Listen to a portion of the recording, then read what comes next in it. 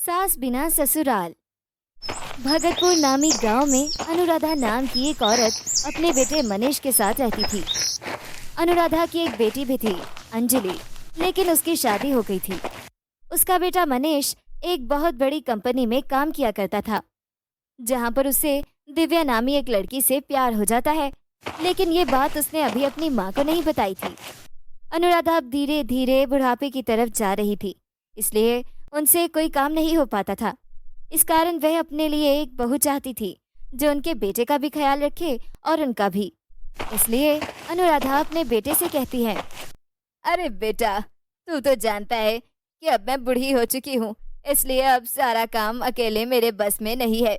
जितना हो पाता है कर देती हूँ। अरे माँ, तो आज से आप काम मत करिए। मैं एक काम करता हूँ, घर के लिए एक काम वाली रख देता हूँ, ठीक है ना?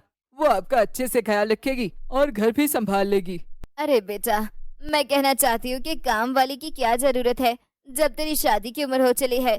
फिर अब तुझे एक अच्छी सी लड़की देकर शादी कर लेनी चाहिए जो तेरा अच्छे से ख्याल रखे, तुझे समय पर खाना दे और तेरे साथ रहे। इन काम वालियों का क्या भरोसा बेटा, आ जाएगी कल नहीं, और इसी बहाने मैं अपने पोते का मुंह देख लूंगी।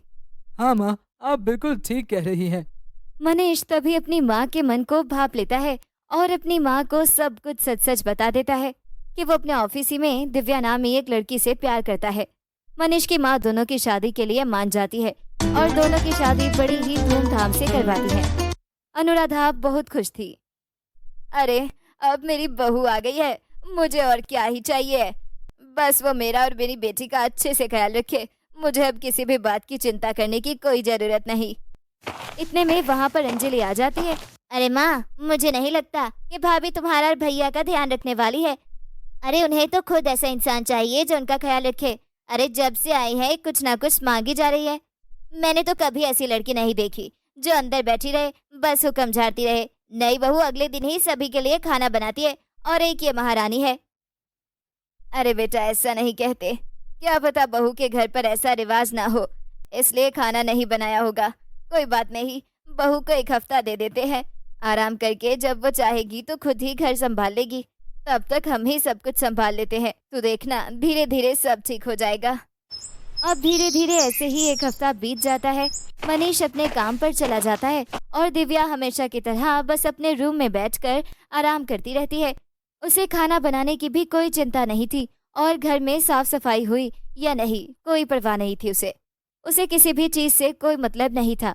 इसलिए अनुराधा अपनी बहू के कमरे में जाती है और उससे कहती है, अरे बहू, अब बहुत दिन हो गए हैं बेटा, अब घर की जिम्मेदारी तुम्हें अपने कंधों पर ले लेनी चाहिए।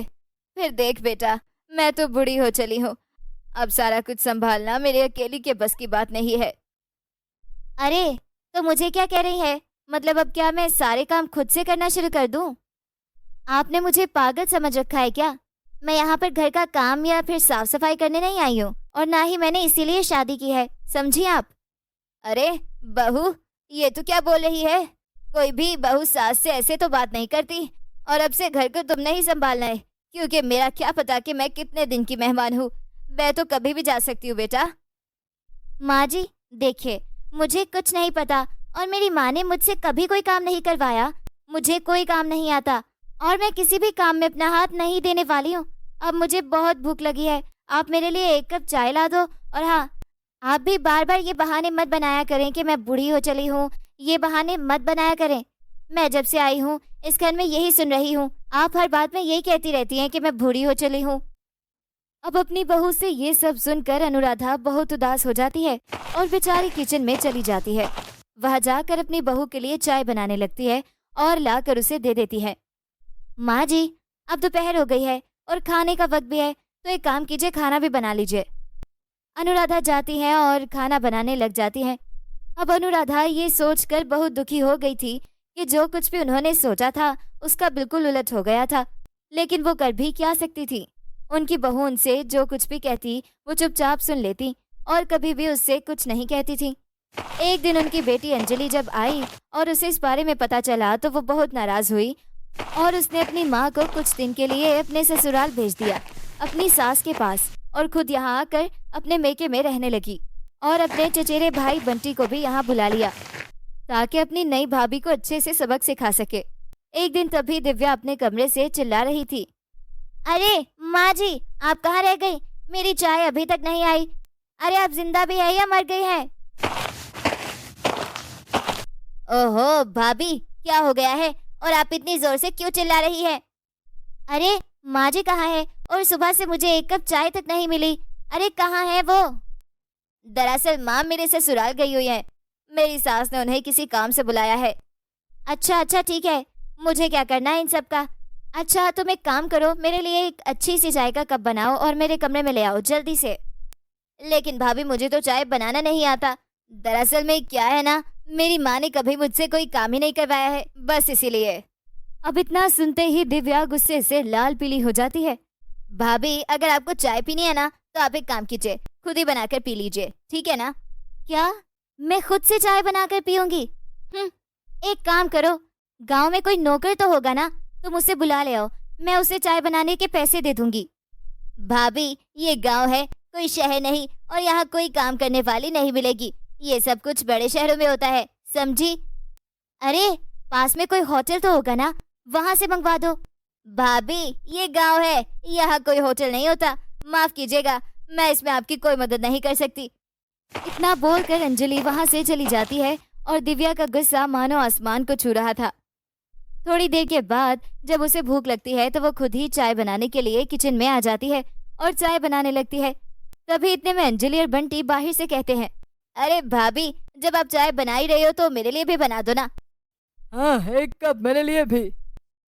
दिव्या चाय बनाने लग जाती है लेकिन उससे ठीक से चाय भी नहीं बन पाती और ना ही खाना। दिव्या भूख से तड़प रही होती है और धीरे धीरे दिन बीतने लगते हैं और घर की साफ सफाई भी बिल्कुल भी नहीं हुई होती। अंजलि, घर इतना गंदा पड़ा है, कम से कम तुम घर की साफ सफाई कर ही सकती हो ना? अरे भाभी आप तो जानती हो ना, मेरी माँ ने मुझसे कभी कोई काम नहीं करवाया, तो फिर मैं साफ सफाई कैसे कर पाऊंगी? अब दिव्या के कमरे में बहुत गंदगी हो गई थी, इसलिए वो खुद ही झाड़ू उठाती है और साफ सफाई में लग जाती है।